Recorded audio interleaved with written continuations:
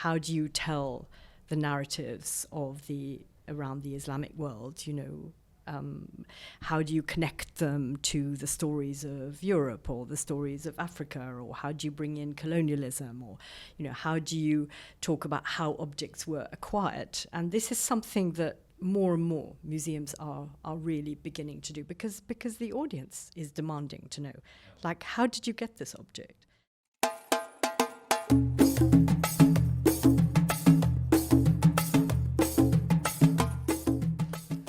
Welcome to the afikra podcast. My name is Mike Mhenna. Today we have Dr. Venetia Porter in the studio in Beirut, which we're really excited about. Venetia has spent an entire career as a senior curator focusing on Islamic art and Middle Eastern art, Middle Eastern contemporary art, I should say, maybe. We'll talk about those terms. Has authored many, many books and has been behind some of the most influential exhibitions on this subject. It is an honor to have you in the studio. Welcome, Venetia. Thank you so much. I'm absolutely thrilled to be here. So maybe we'll start with Beirut, since we're here. And the reason why this happened is because you were in town to give a talk at the Orient Institute right up the road. And the talk was not explicitly about Islamic art, was not explicitly about Middle Eastern art, at least on paper, but instead it was about your mother. So maybe tell the story, who your mom was, who your mother was, and why it made sense to have this talk in Beirut. Well, thank you. Yes, so since I retired from the British Museum, I'm obviously exploring lots of different things. And one of them is I was really keen to start looking at the work of my mother, who is pretty well known as a dress designer, Thea Porter. She's the person who, it's said, kind of invented bohemian chic and brought it to London, and she dressed everyone from the Rolling Stones to Elizabeth Taylor. But the thing also is that she lived in Beirut, and she was a very good painter in my view anyway. Yeah. And she was part of an extraordinary scene from the late 50s to about 1964 when she was here. And so one of the things I wanted to explore actually was exactly that, what she was doing here. Yeah. And who was in that scene? well, that scene she was part of a group of these artists. Paul Giragossian was a really good friend, Arif Reyes. They were intellectuals like Jalal Khouri, and other people like this. Yeah. So let's talk about what brought her here to begin with. It wasn't a staycation retreat. What brought her to Beirut to begin with? Well, it's a whole family thing. So my grandparents were missionaries and started in Jerusalem and were in Syria. So my mother was brought up in Syria, actually, and then was sent to university in London just after the end of the Second World War. Where, in Damascus? She was brought up in Damascus and in Bludan. They had this beautiful house in Bludan. And then after the end of the Second World War, she was sent to the UK to study. And she wanted to be an artist, but she wasn't allowed to. So she had to study English and Old French. And then she came to Lebanon in the early 50s, where my grandparents were. So they had moved from Syria to Lebanon. So she came to Lebanon and she met my father, who was in the British Embassy, and they met in the library apparently and got married. And it was only at that point that she decided that actually she really wanted to be a painter. So she studied with this great artist, the French artist Georges Cyr, who was here, and she had another teacher who was called Simone Aubray-Beaulieu, who was the wife of the Canadian ambassador. And she started having exhibitions. So she had 3 exhibitions at the El Saab Gallery, 59, 61, and 63. And what's completely wonderful is that there are photographs of these vernissages, because that's what, everything was photographed in, if you're a certain scene, a part of a certain scene. It was all photographed. And so these photographs that I have are completely extraordinary, because, within them you'll see, all the British Embassy people who were coming to there to support her, in some cases buying her work. And then you'll see the artists, and then you'll see, politicians and so on. So there's a wonderful photograph, for example, which has got Juliana Seraphim, on one side, and then it's got Moore Crosswaite, who was the ambassador, and then it's got somebody in the middle who she's so, in her handwriting she was sometimes annotating the governor of the Shuf ? You know. so these photographs are completely extraordinary. So this was in the family collection, or you? This is in my own collection. Okay, so were you also tapping your network to figure out, do you have photos of my mother from events, from your father's exhibition? Were you also doing that? I haven't started doing that, but that is my next goal. Because the thing is that my mother, unfortunately, you know, her business went, you know, completely like pear-shaped, and she also had Alzheimer's, unfortunately. And when I came to clear out her flat, she lived in this beautiful flat in Mayfair, and she had this huge Syrian pearly chest, and which I'd never looked into. And when I came to do this, the whole bottom drawer of this chest was full of letters and these photographs and you know, extraordinary things, and some of her own paintings as well, all kind of shoved into this drawer. So I discovered this complete treasure, which has now sort of set me on this other path of discovery. She also, before she got sick, she wrote a memoir, which I ended up publishing a few years ago, Thea Porter's scrapbook. So it was a kind of ready text. And my uncle, Patrick Seal, sort of tidied it up a little bit, but it's a kind of wonderful text. So in addition to these photographs, I've actually got her own words. Amazing. So I mean, most of the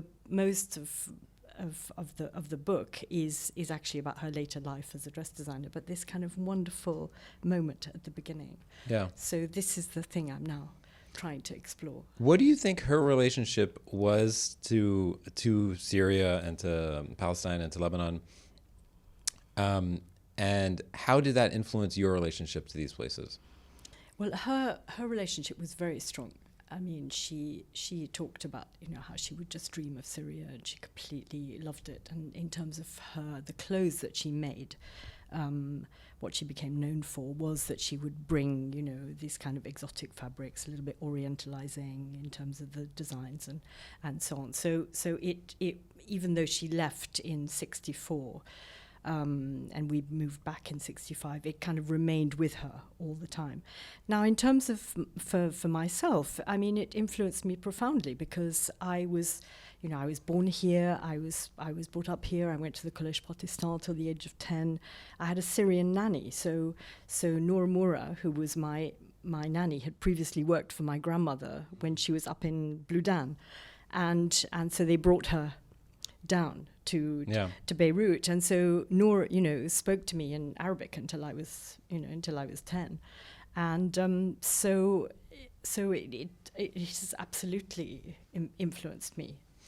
It's so funny, because in a previous century, people would describe you and your mother and your definitely you and your mother, as being Syrian. In a previous century, just because of this idea of like, okay, well, you're born in this place, you grew up in this place, like, okay, like, I guess so.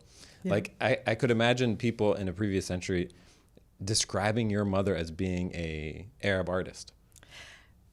That is so interesting, actually, because there's this writer, Michel Fanny, who includes her in his book on Lebanese artists, and he's the first person to do that, to acknowledge her. And it was very interesting at this conference, because there were two of her works there, which had sort of miraculously appeared, and one of them belonged to Janine Robez, you know, who had the gallery, and who my mother knew, and my mother had gifted this painting to her. And other people looking at these works in the conference, and the work that I was showing of her, saying, gosh, did she, you know, was she familiar with the Iraqi artists, you know, because there is definitely something there. I mean, they were all, I think, working. She talks about how she was influenced by artists like Zreb and Mudaris and Paul Giragossian, for example. So I think they were all inhabiting this very, you know, interesting milieu. Yeah.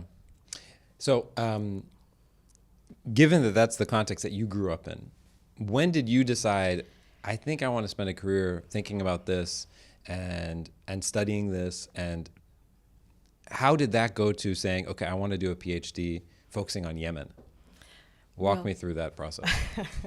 Well, yes, I mean, it's all a bit eclectic, it has to be said. But so, when I got to England at the age of 10, I was sent to this awful boarding school in Bristol, for a long time. But, when I kind of came out of that and I went to school in London at the Lycée, and, I always knew, what are you going to do at university? Well, for me, there was no other choice. I wasn't going to do English literature or history. I wanted to do Arabic. Yeah.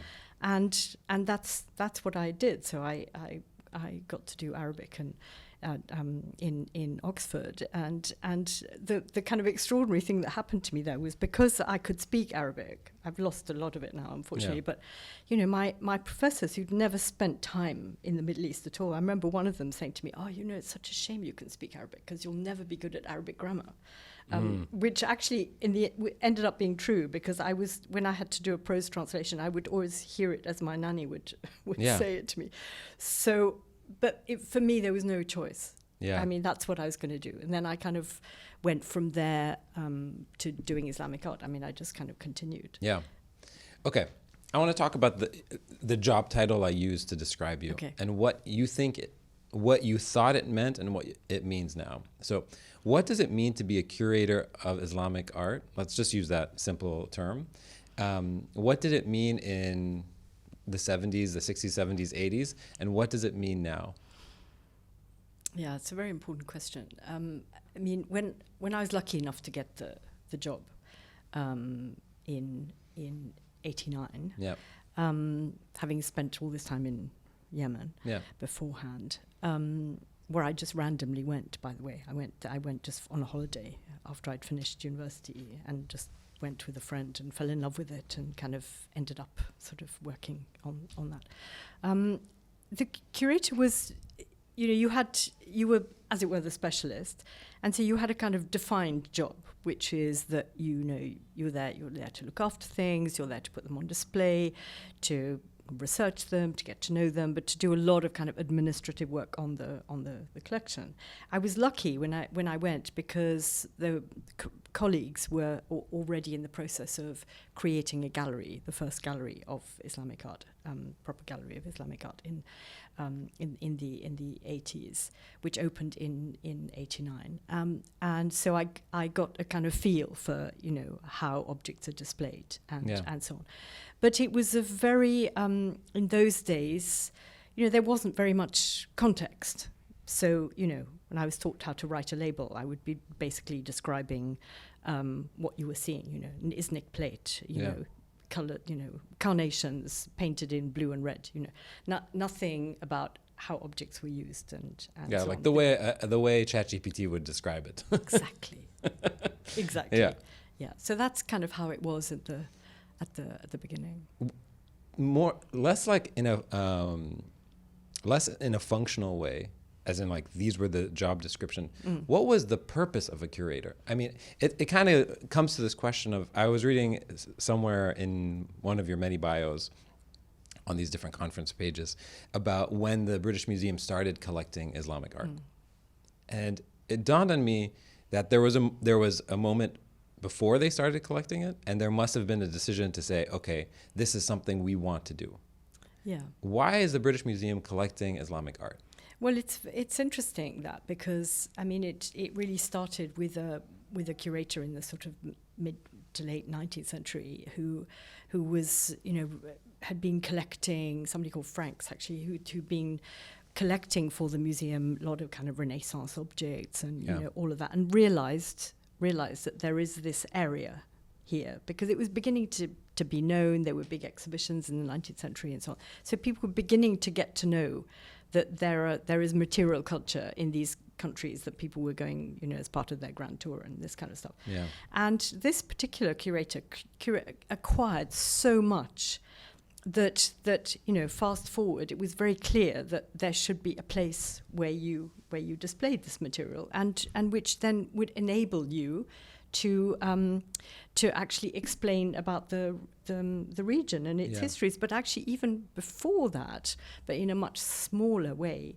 the founder of the British Museum, Hans Sloane, was collecting objects like amulets that I ended up working on a lot, and that he was buying these objects as part of a kind of enlightenment project to like shed light on, in case of the amulets, it was like on superstitions, and so that there was always a place for this material, and it was only in 1989 that was the first gallery, and then several years later in 2018 we opened the big gallery, the Al-Bukhari Foundation Gallery of the Islamic World, where that I was involved with very heavily with a whole team of people.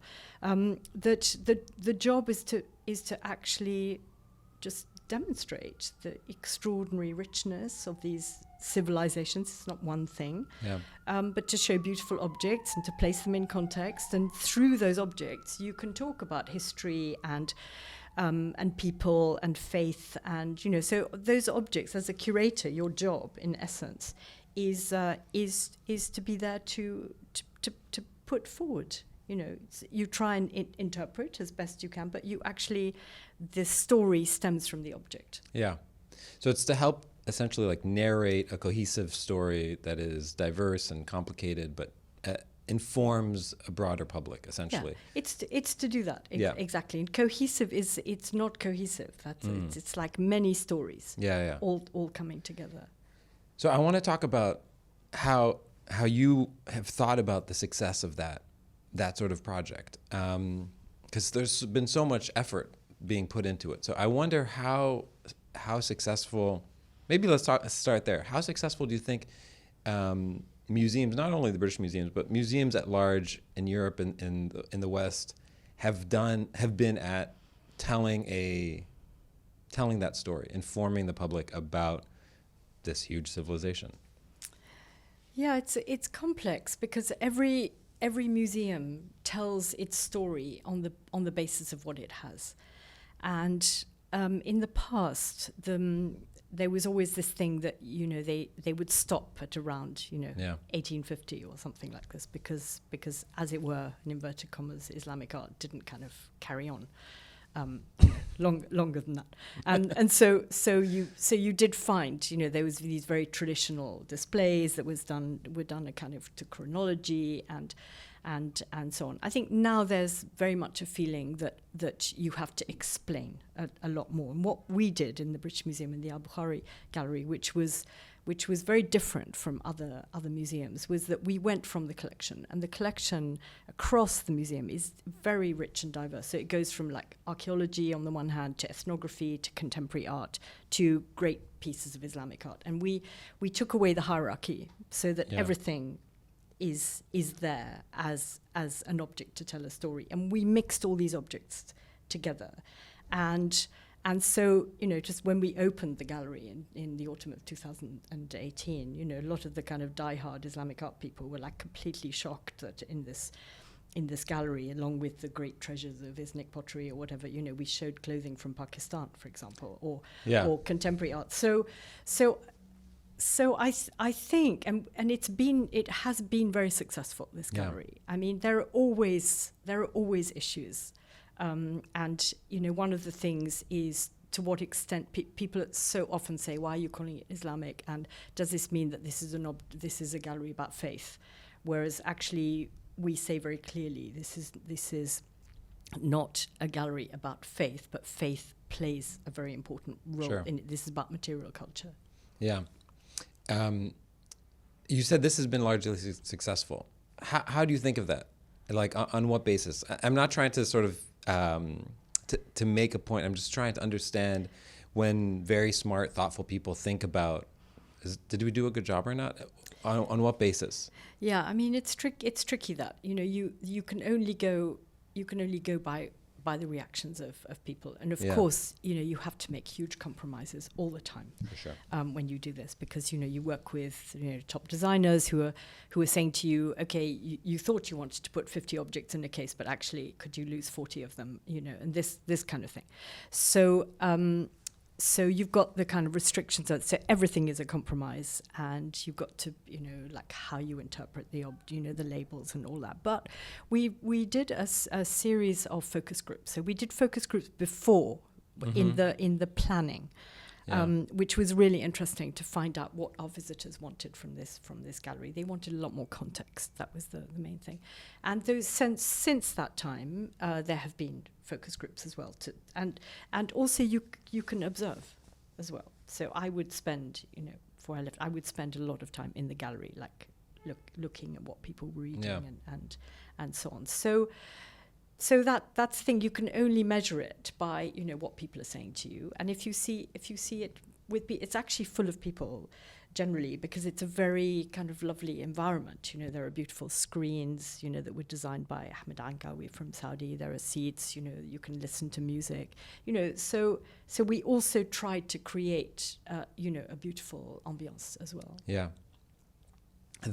I'm wondering about these institutions in Europe and their interaction with the region, especially in this very intense moment of anti-Islamic, anti-Arab, anti-Palestinian sentiment in Europe. How have the institutions changed, if at all, and over time?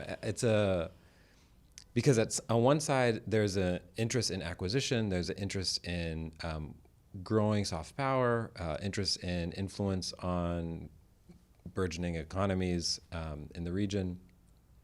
But at the same time, there is a deep reluctance and a sort of antipathy.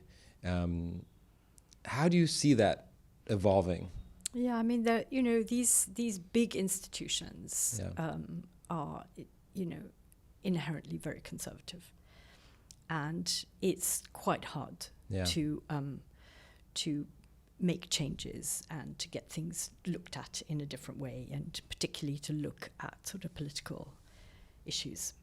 And also, the Islamic collections and the gallery is only like one part of an incredibly complex world, so-called universal museum, which is what British Museum is, and, the Met and the Louvre and, various. So there's also that. There's like competing, like fights for space, as it were. But also, how do you tell the narratives around the Islamic world? How do you connect them to the stories of Europe or the stories of Africa, or how do you bring in colonialism, or how do you talk about how objects were acquired? And this is something that more and more museums are really beginning to do, because the audience is demanding to know, like, how did you get this object? And there is a sort of perception. I mean, the British Museum has particular issues that there is a kind of perception that things were sort of looted from everywhere and all that, whereas actually that it's a lot more complicated than that, and objects were coming out for lots of different reasons at different times. But I think it's difficult, for these big institutions to be as nimble, say, as private institutions, certainly. Can you imagine that type of institution, an institution for the world, a museum for the world, existing in the Arab world, for example?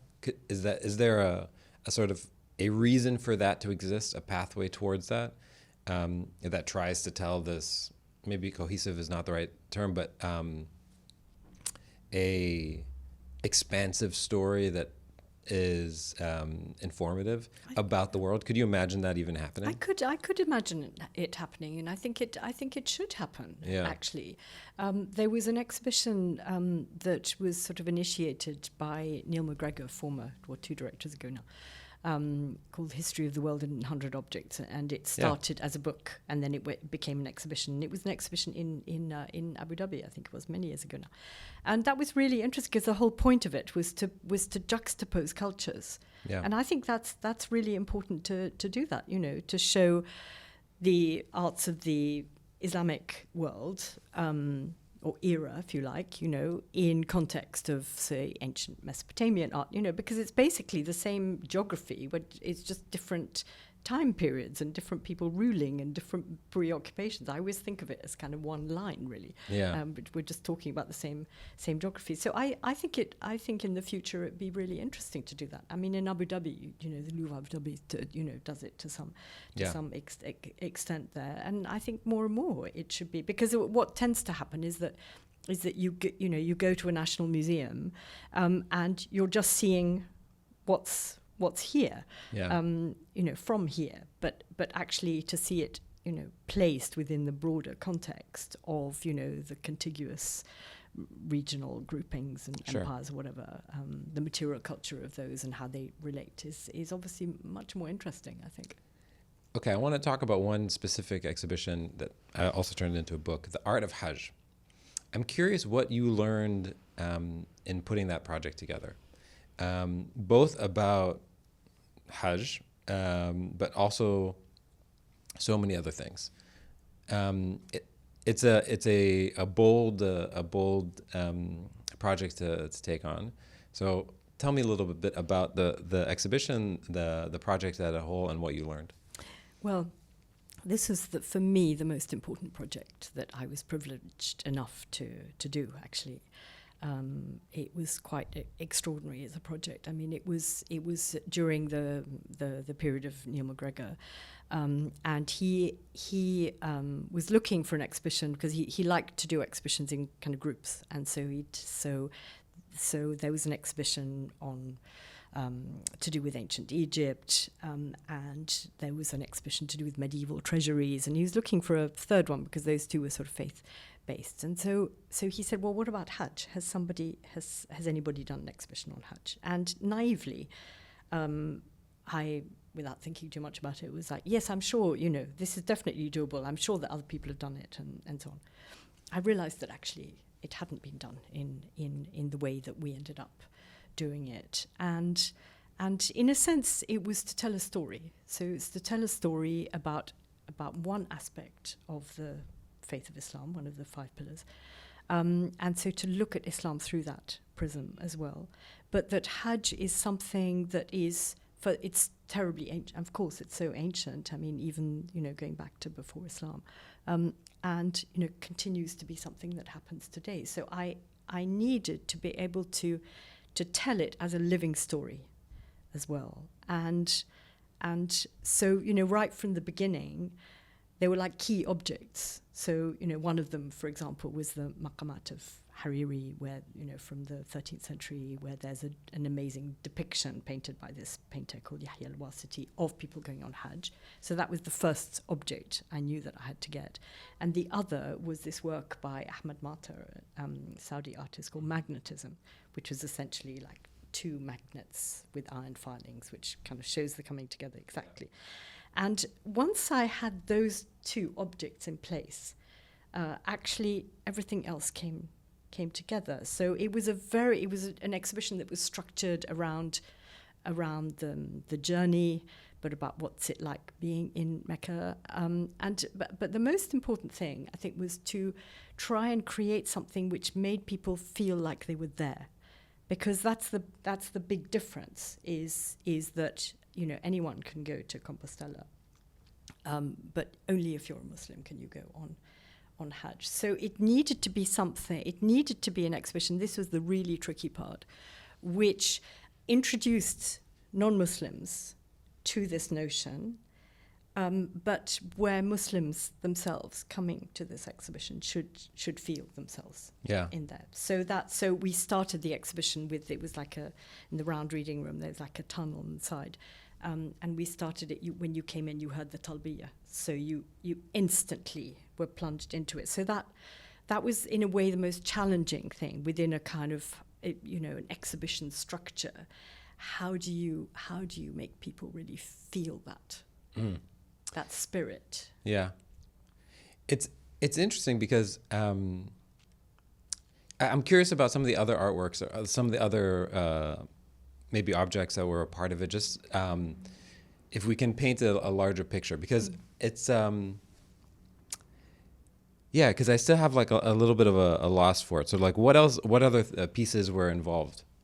So there were for example, we had kiswas and the sitara so we had those textiles, but we also had some very precious. Those are precious too, of course, but like very old manuscript from the British Library. In the early Ma'il script. But there was a kind of juxtaposition of the old, as it were, old objects which told the story and contemporary ones. So the first section was like preparation going on Hajj. So you had all the things that you wear, the explanation, all of that. But at the same time, I introduced this work by Ayman Yusri from Saudi, which is recalling the Hajj of Malcolm X, with this whole thing about kunna jami'an ikhwa, we were brothers, and that thing that was such a shock to him, that everyone was equal there in that ihram, coming from racist America. And so as you went through, there was this kind of juxtaposition of these beautiful manuscripts, wonderful objects, from the Khalili collection, from, British Library, other, places, Leiden, a lot of different lenders. But the thing that was, in a way, most interesting about it was I had a brilliant assistant curator called Kaisra Khan, who was able to reach out to different Muslim communities in the UK, because in a way that was the most difficult thing, because initially the people we talked to, including people in Saudi Arabia who ended up lending us some wonderful things, was, why do you want to do this exhibition? We Muslims know what this is. Why should it be an exhibition? And so we had to convince them that this was something actually that they would relate to. So Kaisra would spend a lot of time going to speak to imams here and so on, and even up to the moment when we opened the exhibition, we didn't know how the Muslim community was going to react to this, or it's not Muslim communities, of course. And it was very interesting. The exhibition was on for just under 3 months, and the demographic clearly changed about halfway through.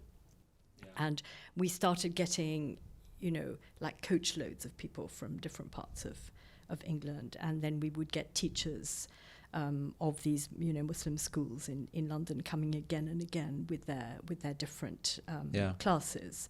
And I insisted that we had a visitors book. We filled 10 visitors books with people's reactions to it. So for me, it was an absolutely profound experience, because I was somebody who, had studied Islamic history and religion to some extent, and literature a little bit, but I'd never touched it.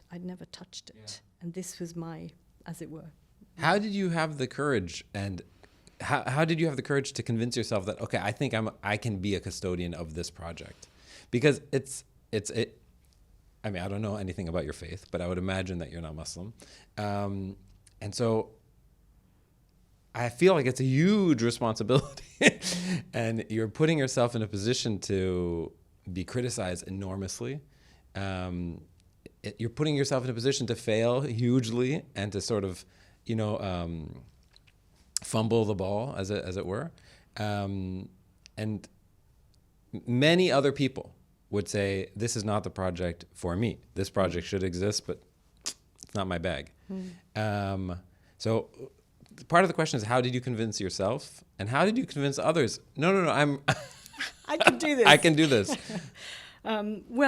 I have to say, it wasn't perfect, and there are lots of things one could have done differently with it. But I've always been one for a challenge. Yeah. But it was also because I was trusted by the institution, and that, and having, when you do a big exhibition at the British Museum, you're in a wonderful cushion, and to have the absolute trust of the director, who is like, you can do this.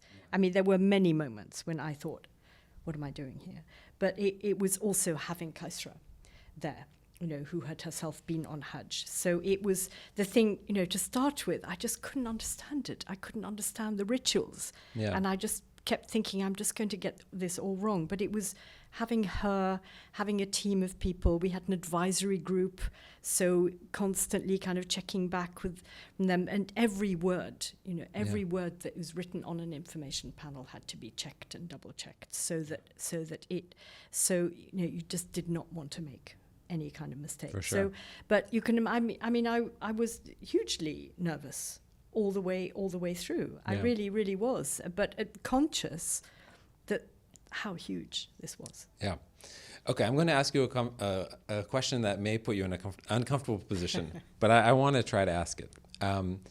All over, especially in the GCC, there are museums popping up everywhere. It's clearly an instrument to tell stories about nationhood, to establish identity, to exercise soft power. All well and good. It's totally fair game. My question to you is, what do you think is the biggest mistake that people in rooms and advisory boards and stuff like that tend to make when they think about developing museum strategy? What are the mistakes? Yeah, like what are the most common mistakes that are so easy for well-intentioned people to make? Yeah, I mean, in my opinion, the most important thing is to talk to your audience or your potential audience. And I've seen it in so many cases where there's just an internal logic. You just get the okay from the people inside. Yeah. For lots of different reasons, Yeah. but the need to go out and ask people often isn't there, and so the mistake is, I think, is just not to do that, not to say, okay, well, let's create a focus group before we even build this. Yeah. Let's find out what. And it's going to be in a certain district where we want the local people to come. We want this to be full of community projects and all that. Well, maybe step one is like get a group of people and find out what it is they want. Yeah. Because I think otherwise you're in danger of creating something that doesn't connect. Because the whole thing about museums, and I think more and more people are realizing that museums are there, not only to educate, but, place to bring your kids. I would say I would see that interaction, people, kids coming with their parents, and so these places have got to be really accessible.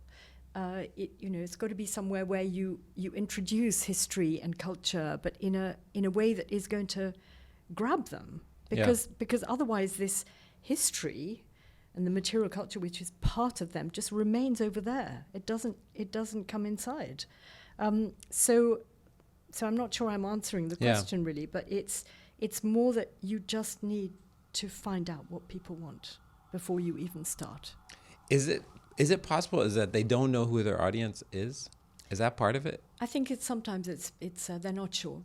And particularly in places where, you've got a mixture, you've got the foreigners coming in, and then you've got your local people. But I mean, what is very interesting is actually, like in Saudi Arabia, for example, there are these local museums now being worked on, in Jawf or in Jeddah and in various places, and they are very much being perceived as kind of community spaces, which is really important. So you've got also a museum is so many different things. It can be somewhere really small, or it can be somewhere really big. You go to Sharjah and you see, like 14 different museums there, and they're all little small places, Museum of Calligraphy or Costume or whatever. So I think this notion of the museum as this kind of monolithic institution, I think, is breaking down now. Yeah, I love the nautical museum.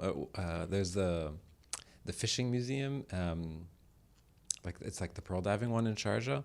I forget the name. But that's a small museum that's so fun to go to, and you learn a lot. Not the name as it turns out. Okay, I'm curious about. Let's shift to some artists. I'm going to, since I have you here, I'm going to spring some lists on you, unannounced. If you were to put together. If I were to look through your scrapbook, so to speak, right? What are some of the Arab artists, and I use that term intentionally because it's problematic. What are some Arab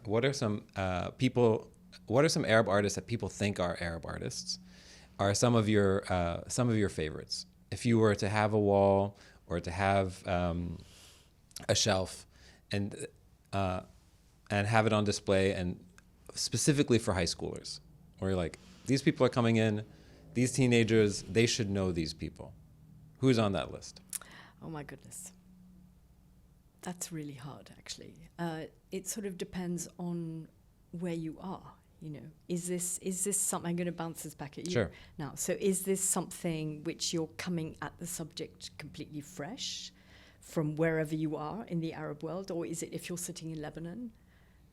Let's say that's a great question. So let's say it's a group of teenagers who are culturally diasporic. They have grown up on a media diet that is global. They watch Netflix, they watch shows in Spanish, and they listen to K-pop, and they watch US and European news, and they watch UK football. But they eat Arabic food at home. They eat Lebanese food or whatever local food, and they are clearly culturally local, but they have not grown up on a steady diet of art from the region, unknowingly. Yeah, I mean, that's really interesting, and especially to think about here, because there is the artists that draw me a lot are the artists who are engaged with different aspects of the history, particularly of the Civil War, and you know how people talk about Civil War has not ended, you know, sure. that they're still, and how there's such a divide between the people who experienced it and then the young who are trying to find out about it, but it's all kind of complicated. And so some of the artists that I've found really powerful have been ones who allude to that history Sure. in really engaging ways. And so ones whose work I was able to acquire for the British Museum. So, for example, this set of incredible works called Faces by Khalil Juraj and Joanna Haji Thomas, which is where they went around and they photographed posters of the martyrs of the war, and they photographed them. Sometimes you get the same image, which is in different deteriorating conditions, you know, because it's been outside, and then they would draw over them. So you've got this kind of wonderful thing of sort of multiples. Now, for me, I'm just going to take that one because for me, something like that is, first of all, it's a kind of universal image, really, but also for Lebanon. So I can imagine, you know, one of these people you're describing, seeing this and being intrigued, like who are these people, and that through that you can then learn about your history. Because I think in terms of the work that I was doing at the British Museum, the works that I was most drawn to, that I was acquiring for the collection, were works that in a way spoke to the notion of the British Museum as a history museum. And so these works actually were telling that story. Yeah. And then, you know, another work by a Lebanese artist that I thought was incredibly poignant, actually, was Saeed al-Baki. So he was painting suitcases and radios. And that was all about how, as a child, he was having to move from place to place. Now, if you introduce that notion to, you know, a kid who hasn't had to do that, it's wonderful. Not only is it a beautiful thing to look at the painting, but it actually gets you thinking. Yeah. So I think for me the works that are the most powerful, the ones that I go to again and again, are those ones that are opening a window. Amazing. Okay, I'm going to ask another question, similar question, but around excuse me, that takes us around the map a little bit, and we'll do it a little more rapid fire. Okay. Which is uncomfortable, but I want to try it. Okay. So I'm gonna name us a place, and I'm curious if you're like, this is a great artist to look up. Oh no, this is really tricky. This is very tricky. It's very, very tricky. But I'm doing this on behalf of teenagers everywhere who this is the way they would think. Right? Okay, all right. I'll try. My mind best. may go blank. I'm warning you. Yeah. Fantastic. Okay. So let's start with Morocco. Very big place. Is there an artist that you're like, oh, this is really fun, you should check this person out? Yes. Somebody, I've just been recently working on him, Mohsen Harraki, who lives in Paris. Amazing. Yeah. Iraq. Iraq. Well, that's much bigger. Much bigger. Much bigger.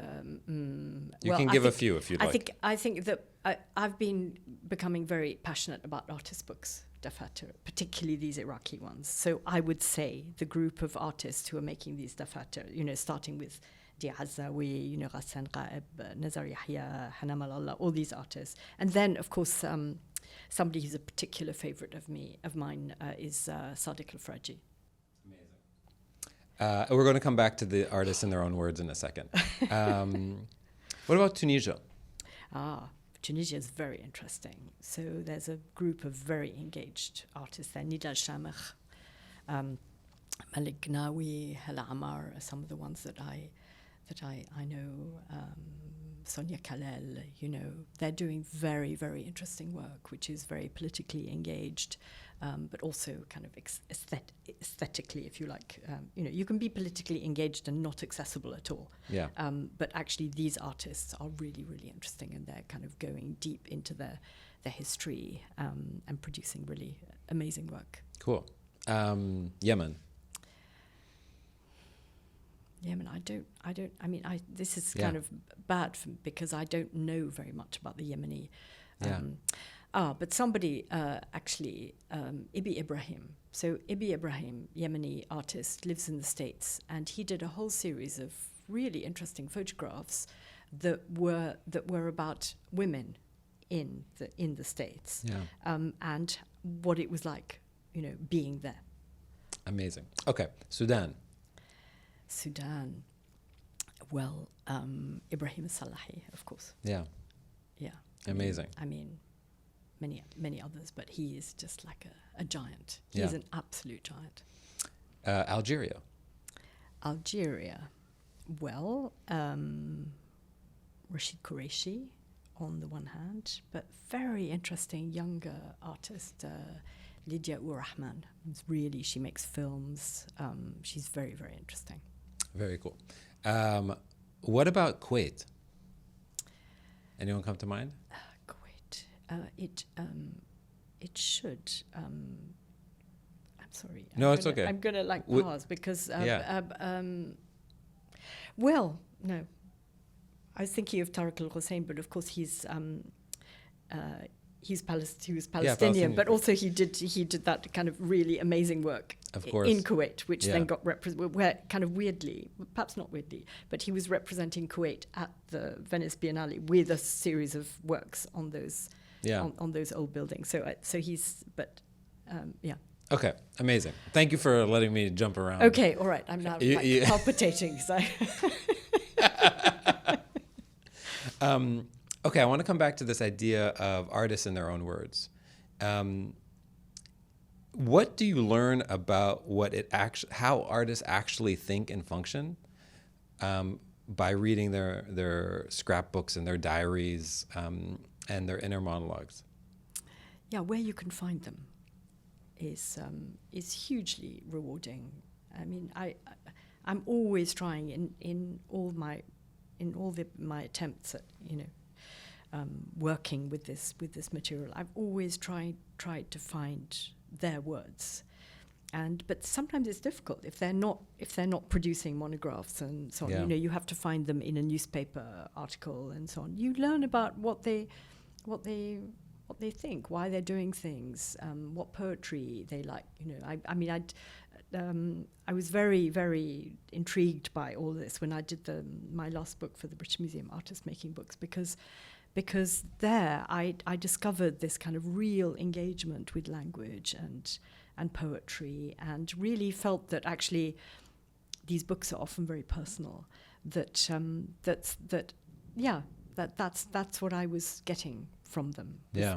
That very personal engagement and what they felt and thought of. Like artists who are very who love all the Sufi writings, which is kind of Sufi writing, Al-Hallaj and others, Nifri, is like really impenetrable, unless you totally understand that subject. But I was so drawn to the fact that several artists, Hamar Dawood, others Iraqis, that they would read this incredible literature and make this art out of it because, they felt so deeply about what they were. So you learn, snippets. But you can only really learn I think if you sit with an artist, which is something that I've done on some occasions, and like sit with them and record them. Yeah. Is the work you do, is it emotional? Is it heavy? Because, I mean, art usually is tapping into, not always, but is often tapping into, in the realm of emotion. The artist is expressing how they feel about a subject or a conflict, internal or external. And to be sort of led into that world, either by the artist themselves or by the art, seems like it would be a heavy experience. It can be heavy, actually. I mean, it's, it's very engaging, you know. It's, it might start with seeing an artwork, and then it'll continue with a meeting with an artist, and then to hear their story. And it can be very painful because of the things they've gone through, you know, sitting with Hazem Harb, for example, you know, artist from Gaza, you know, when I was in Abu Dhabi, you know, in November, and he was trying to get hold of his father and he couldn't. I mean, that would, you know, I felt actually I shouldn't even be intruding. So there is also that feeling that I try not to be intrusive, you know. I try and ask questions, or, you know, but sometimes it is heavy, actually, because there are so many painful things that are, you know, happening now, of course, but have been in the past. And this is the thing, is that a lot of the works that I was, you know, acquiring were telling these very big stories. You know, these photographs by Leila Alawi, you know, this amazing photographer who was killed in Burkina Faso. And, you know, she did this series that I was able to acquire called Natrin, you know, where she was photographing these refugees on the Syria-Lebanese border. And you saw these, I mean, literally the title, you could just see it in their faces. And I would, you know, I put them on exhibition in the British Museum. I had people crying in front of those pictures. And I myself, every time I you know, taking a little tour around, you know, I'd come to those pictures and I'd think, I'm not sure I'm really qualified to talk about. So there is that feeling for me, is that it's heavy, but at the same time, sometimes I feel like I'm intruding. Yeah. Over the course of your career, do you feel like artistic expression, artistic freedom to express themselves and to work and to sustain, has increased over the last, you know, few decades in the Arab world?